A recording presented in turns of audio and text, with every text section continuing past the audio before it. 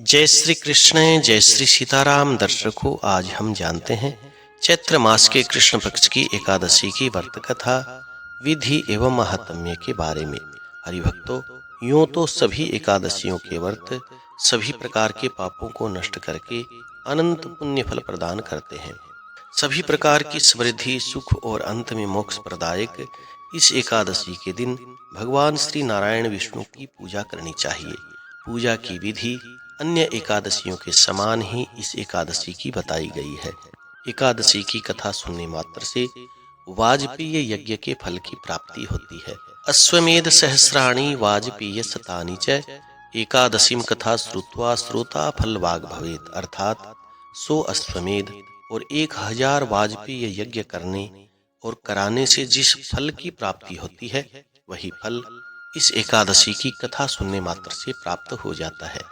आइए कथा के बारे में जानते हैं। अर्जुन भगवान से पूछते हैं कि हे प्रभु, अब कृपा करके आप मुझे चैत्र मास के कृष्ण पक्ष की एकादशी के बारे में बताइए। इस एकादशी का क्या नाम है, इसमें कौन से देवता की पूजा करनी चाहिए तथा इस व्रत को करने की विधि क्या है। हे गोपाल, यह सब मुझे आप विस्तार पूर्वक बताइए। तब श्री भगवान कहते हैं कि हे पांडुनंदन, एक समय यही प्रश्न पृथ्वीपति मानधाता ने लोमस ऋषि से किया था। जो कुछ लोमस ऋषि ने नृपति मानधाता को बताया था, वही मैं तेरे से बता रहा हूँ। तुम ध्यान लगा करके सुनो। हे अर्जुन, धर्म के गुह्यतम रहस्यों के ज्ञाता राजा मानधाता ने लोमस ऋषि से पूछा कि हे महर्षि, मनुष्य के पापों को मोचन किस प्रकार से किया जा सकता है। कृपा करके कोई ऐसा सरल उपाय बताइए जिससे सहज ही पापों से छुटकारा मिल जाए। तब लोमस ऋषि ने कहा कि हे राजन, चैत्र मास के कृष्ण पक्ष की एकादशी का नाम पाप मोचिनी एकादशी है। पाप मोचिनी एकादशी के व्रत के प्रभाव से मनुष्य के अनेक जन्मों के पाप नष्ट हो जाते हैं। मैं तुम्हें इसकी एक कथा सुना रहा हूँ। हे राजन, तुम ध्यान लगा करके सुनो। लोमस ऋषि कहते हैं कि हे राजन, प्राचीन काल में चैत्र रथ नाम का एक वन था। उसमें अप्सराएं किन्नरों के साथ विहार किया करती थी। वहां हर समय बसंत रहता था, अर्थात उस जगह पर सदैव प्रत्येक प्रकार के पुष्प खिले हुए रहते थे। उस वन के अंदर कभी गंधर्व कन्याएं विहार किया करती थी, कभी देवराज इंद्र अन्य देवताओं के साथ वहां पर क्रीड़ा किया करते थे। उसी वन के अंदर मेधावी नाम के एक ऋषि भी तपस्या में लीन थे।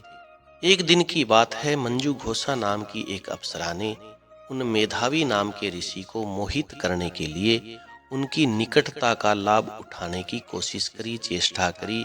शिव भक्त उस मुनि को जीतने का प्रयास करने लगे।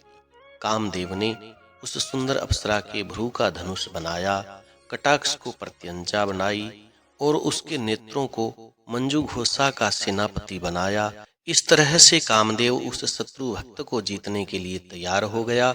उस समय मेधावी मुनि भी युवा तथा अत्यंत सुंदर हष्ट पुष्ट थे। उन्होंने यज्ञोपवीत तथा दंड धारण कर रखा था।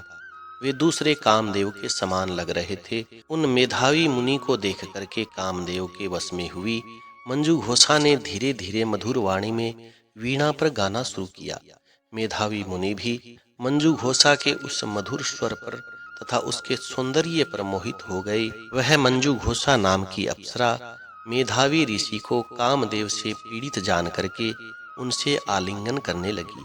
मेधावी मुनि भी उस मंजू घोषा के सौंदर्य के ऊपर मोहित होकर के भगवान शंकर के रहस्य को, शिव रहस्य को भूल गए और काम के वशीभूत होकर के उसके साथ रमण करने लग गए। उस मेधावी ऋषि को काम के वशीभूत होने के कारण समय का कोई भी ज्ञान नहीं रहा, दिन रात का कोई भी ध्यान नहीं रहा। बहुत समय तक वे रमण करते रहे। कुछ समय बाद में मंजू घोषा नाम की उस अप्सरा ने मेधावी ऋषि से कहा कि हे मुनि, अब मुझे बहुत समय हो गया, अतः स्वर्ग जाने की आज्ञा दीजिए। उस अप्सरा की बात सुनकर के मेधावी ऋषि कहने लगे कि हे सुंदरी, संध्या को आई थी, प्रातः काल होने पर चली जाना। मुनि के ऐसे वचनों को सुनकर के अप्सरा मेधावी ऋषि के साथ रमण करने लग गई। इसी प्रकार उन्होंने साथ साथ बहुत सारा समय बिता दिया। एक दिन फिर से मंजू घोषा ने मेधावी ऋषि से कहा कि हे देव, अब आप मुझे स्वर्ग जाने की आज्ञा दीजिए। इस बार मेधावी ऋषि ने कहा कि हे सुंदरी, अभी तो कुछ ही समय व्यतीत हुआ है, कुछ समय और ठहरो। इस पर वह अप्सरा कहने लगी कि हे ऋषि, आपकी रात्रि तो बहुत लंबी हो गई, आप स्वयं सोचिए कि मुझे आपके पास कितना समय हो गया। और हे ऋषि, क्या अब ज्यादा समय तक रुकना उचित है? मंजू घोषा नाम की उस अप्सरा की यह बात सुनकर के मेधावी ऋषि को समय का बोध हुआ और वे गंभीरता पूर्वक विचार करने लगे। जब उन्हें ज्ञान हुआ कि उन्हें रमण करते करते 57 वर्ष बीत चुके हैं, तब मेधावी नाम के वे ऋषि उस अप्सरा को काल के समान समझने लगे और इतना अधिक समय भोग विलास के अंदर व्यर्थ खो जाने पर उनको बड़ा क्रोध आया और वे अत्यंत क्रोधित हुए और उस तपनाश करने वाली अप्सरा को श्राप देने के लिए भ्रुकुटी टेढ़ी तान करके देखने लगे। उनके अधर कांपने लगे, इंद्रियां बेकाबू होने लगी और क्रोध से थरथराते हुए शब्दों में उस अप्सरा से कहने लगे कि अरे दुष्टा, मेरे तप को नष्ट करने वाली तू महान पापिन और दुराचारिणी है, तुझे धिक्कार है। अब तू मेरे शाप से पिशाचिनी बन जा। मेधावी ऋषि के क्रोध युक्त श्राप से वह मंजू घोषा नाम की अप्सरा पिशाचिनी बन गई। फिर दुखी होकर के कहने लगे कि हे ऋषिवर, अब मेरे ऊपर क्रोध को त्याग करके आप प्रसन्न होइए, कृपा करके बताइए कि इस श्राप का निवारण किस प्रकार से होगा। विद्वानों ने बताया है कि साधु की संगत अच्छा फल देने वाली होती है, इसीलिए आपके साथ तो मेरा बहुत सारा समय बीता है, अतः आप मेरे ऊपर प्रसन्न होइए, अन्यथा लोग कहेंगे कि एक पुण्य आत्मा के साथ रहने पर भी मंजू घोषा को पिशाचिनी बनना पड़ा। मंजू घोषा की बात सुनकर के मेधावी ऋषि को अपने क्रोध पर ग्लानि हुई और अपनी अपकीर्ति का भी भय हुआ। अतः पिशाचिनी बनी हुई उस मंजू घोषा से कहा कि तूने मेरा बड़ा बुरा किया है, परंतु फिर भी मैं उस साप से छूटने का तेरे को उपाय बता रहा हूँ। चैत्र मास के कृष्ण पक्ष की जो एकादशी है उसका नाम पाप मोचिनी एकादशी है। उस एकादशी का व्रत करने से तू पिशाच योनि को छोड़ करके पुनः अपने शरीर में स्थित हो जाएगी। इस प्रकार से मेधावी ऋषि ने पिशाचिनी बनी हुई उस मंजू घोषा से पाप मोचिनी एकादशी की समस्त विधि बता दी और फिर अपने पापों का प्रायश्चित करने के लिए अपने पिता च्यवन ऋषि के पास गए। च्यवन ऋषि अपने पुत्र मेधावी को देख करके कहने लगे, अरे पुत्र, तूने ऐसा क्या किया है? तेरा समस्त तप नष्ट हो गया, जिससे तुम्हारा सारा तेज क्षीण हो गया। मेधावी ऋषि अपने पिता की बात सुन करके सिर झुका करके कहने लगे कि हे पिताजी, मैंने एक अप्सरा के साथ रमण करते हुए बहुत बड़ा पाप किया है। इसी पाप के कारण संभवतः मेरा सारा तेज नष्ट हो गया, मेरा तप नष्ट हो गया। कृपा करके आप इस पाप से छूटने का कोई उपाय मुझे बताइए।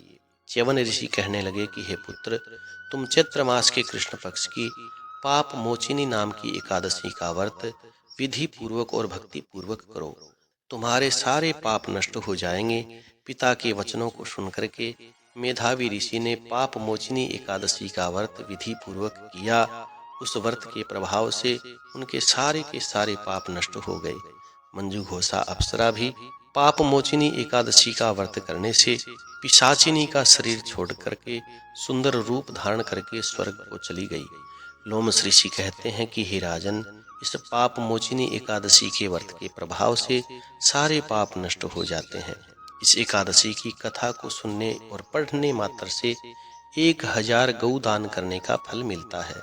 इस व्रत के करने से ब्रह्महत्या करने वाले, स्वर्ण चोरी करने वाले, मद्यपान अर्थात शराब पीने वाले, अगम्य गमन करने वाले सारे के सारे पाप नष्ट हो जाते हैं और अंत में स्वर्ग लोक की प्राप्ति होती है।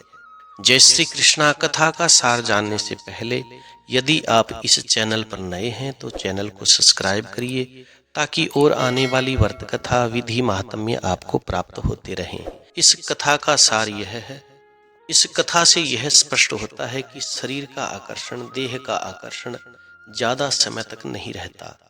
देह के लोभ में पड़ करके मेधावी ऋषि अपने तप के संकल्प को भूल गए।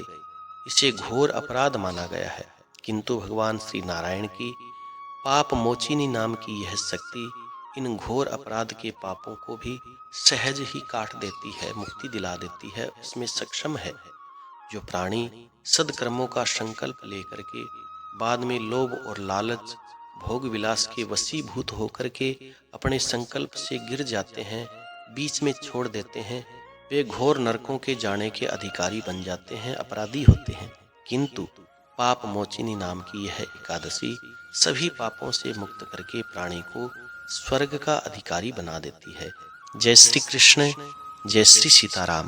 कथा सुनकर के कथा को लाइक करें, शेयर करें और कमेंट के अंदर भगवान का मंगलमय नाम अवश्य लिखें। जो लोग इस चैनल पर नए हैं वो चैनल को सब्सक्राइब करें ताकि और आने वाली व्रत कथा, विधि, महात्म्य आदि आपको प्राप्त होते रहें। जय श्री कृष्ण, जय श्री सीताराम।